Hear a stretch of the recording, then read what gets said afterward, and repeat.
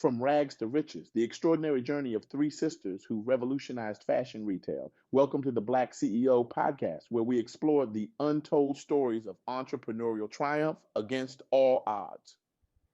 Today, we have the incredible privilege of sharing with you the awe-inspiring journey of Ophelia Bakon, a visionary entrepreneur whose story will not only challenge your perspective on what it means to pursue your dreams, but will ignite a fire within you to chase your own aspirations with renewed vigor.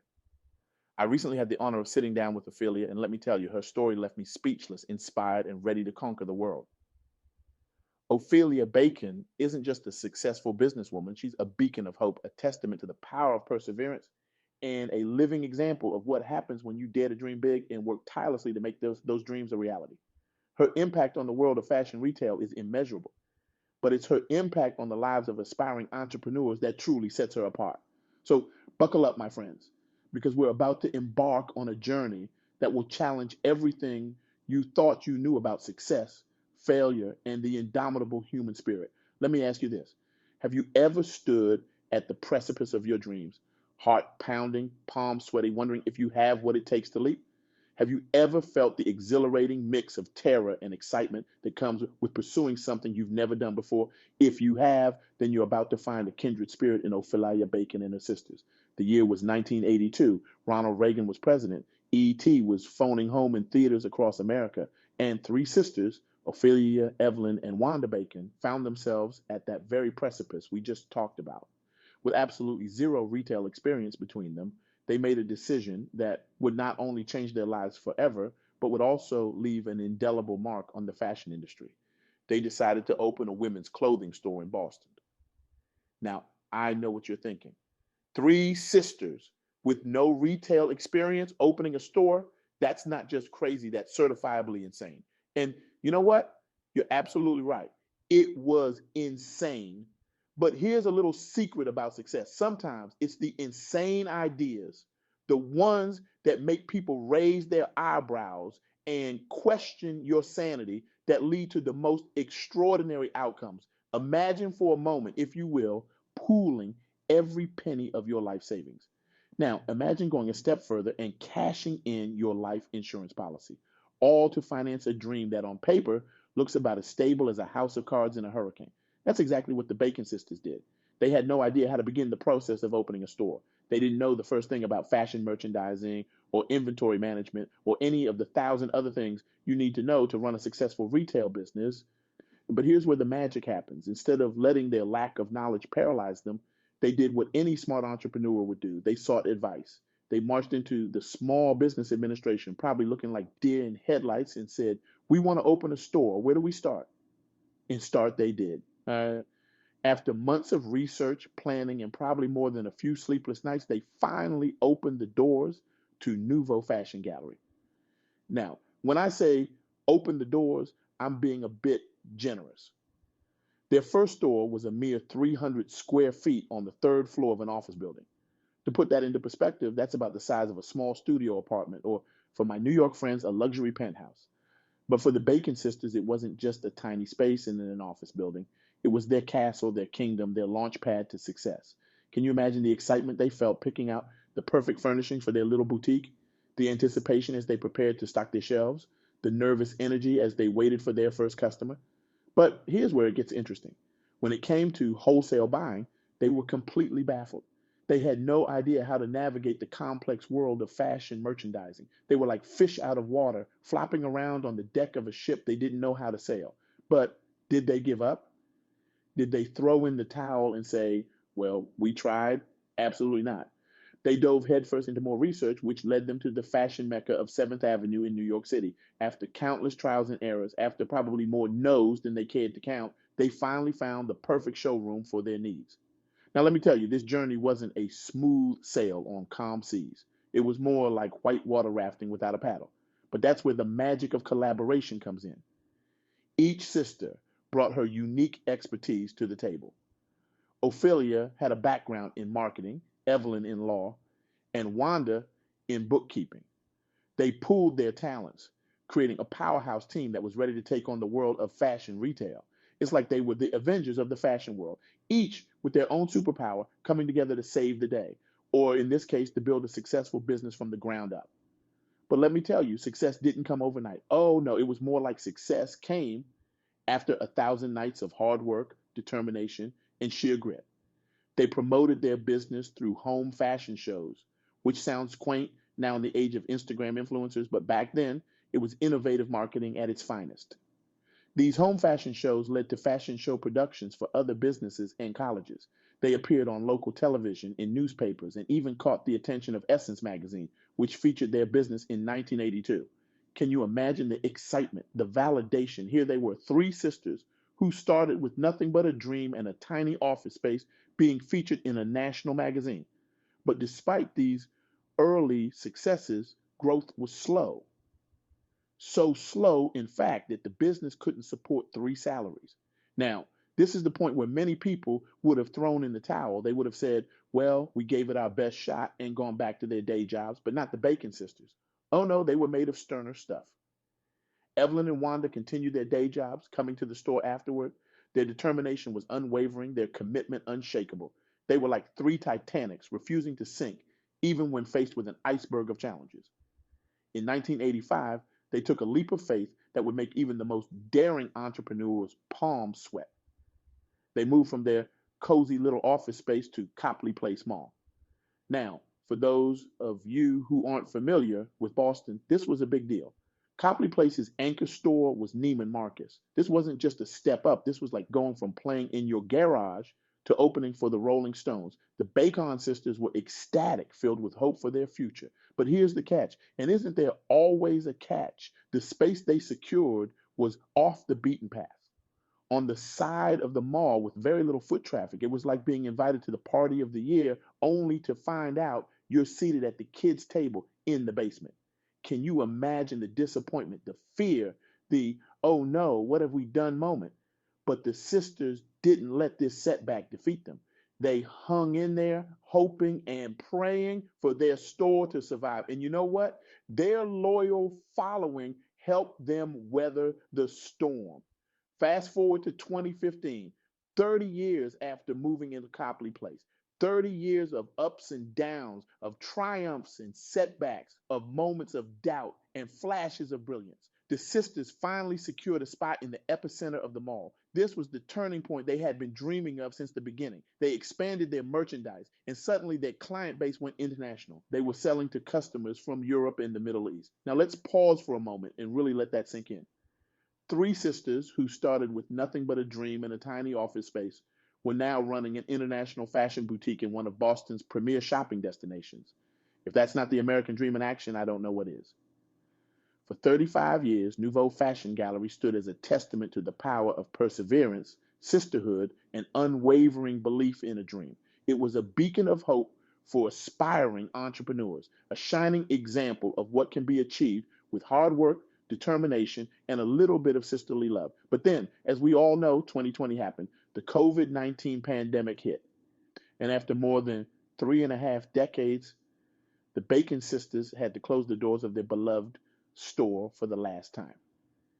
Now, you might be thinking, what a sad ending to such an inspiring story.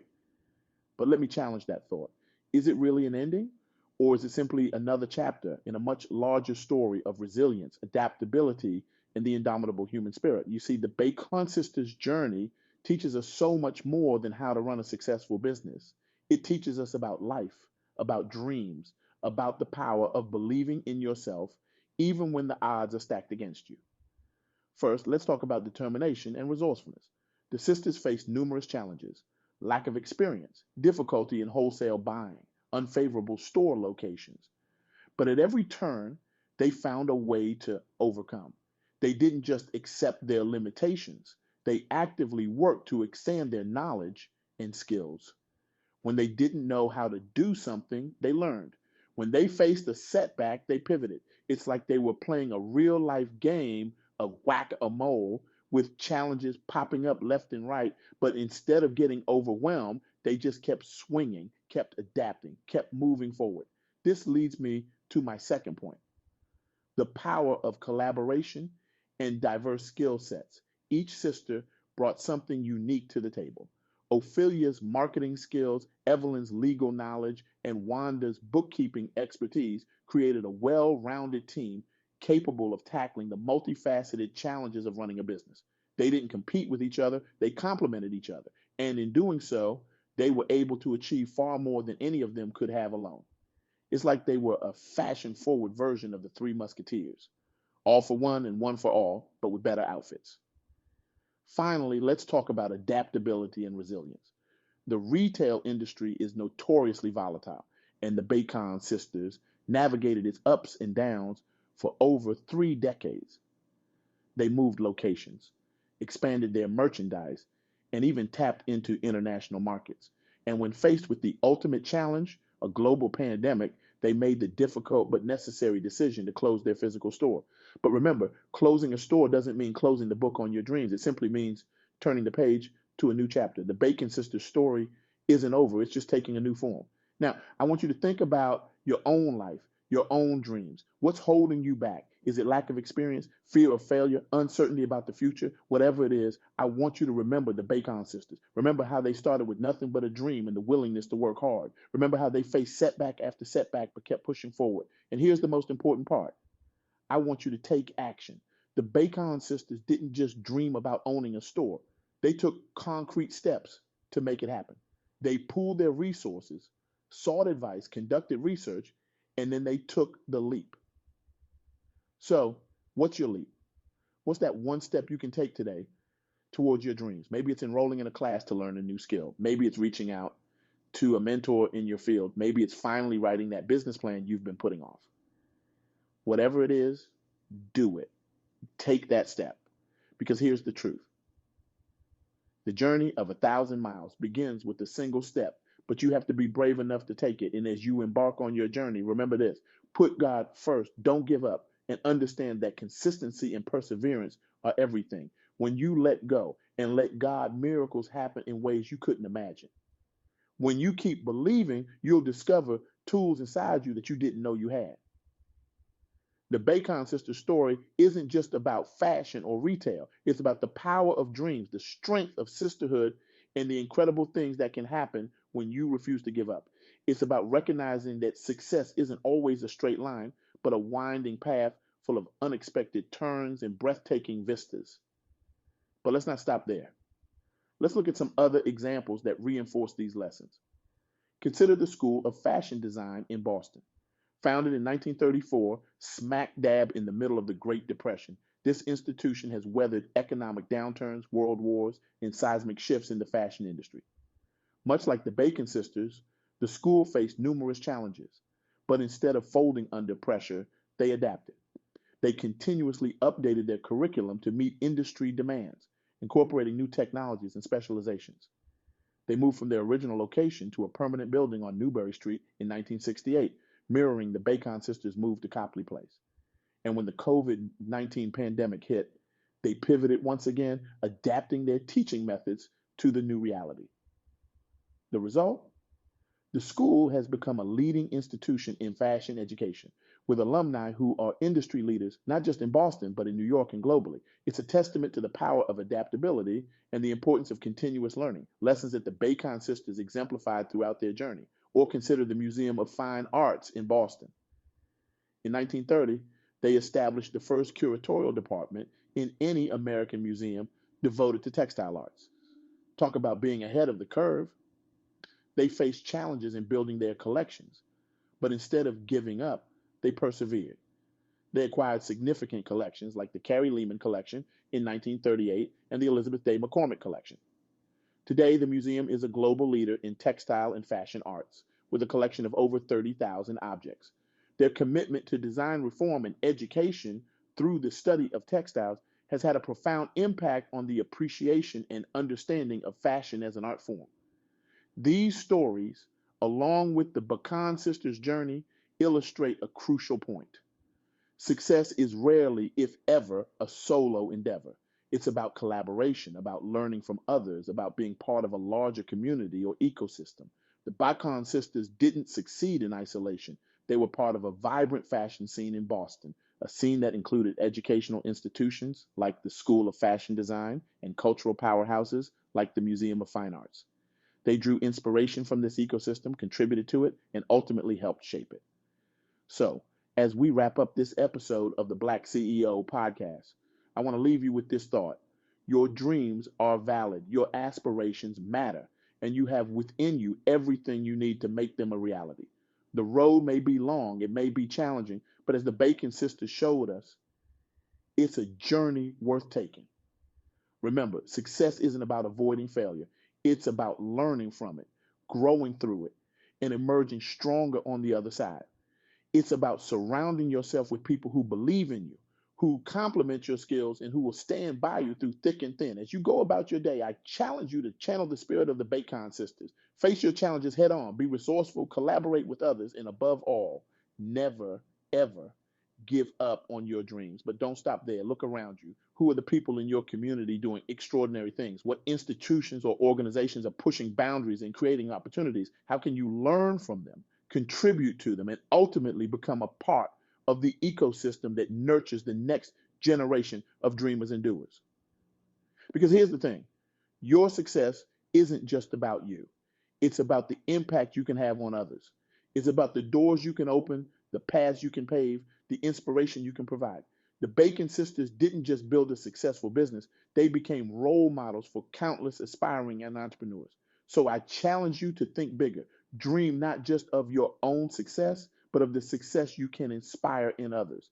Think about the legacy you want to leave, the mark you want to make on the world. And remember, it all starts with that first step, that first leap of faith, that first moment when you decide to believe in yourself and your dreams, despite the odds, despite the naysayers, despite the challenges that lie ahead. So, what will your first step be? What dream will you chase? What impact will you make? The world is waiting for your unique contribution, for your special brand of magic. Don't keep it waiting too long.